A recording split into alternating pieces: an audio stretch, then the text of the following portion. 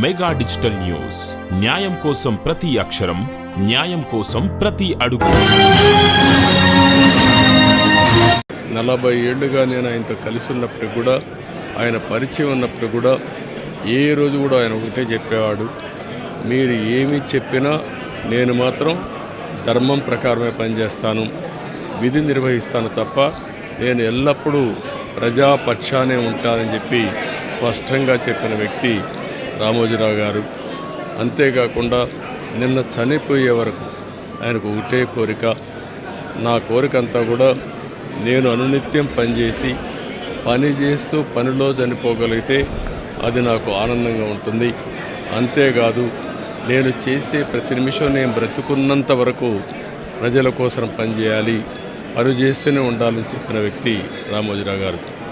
కానీ ఈరోజు మనం చూస్తూ ఉంటే ఆయన నిర్మించిన వ్యవస్థలు శాశ్వతం.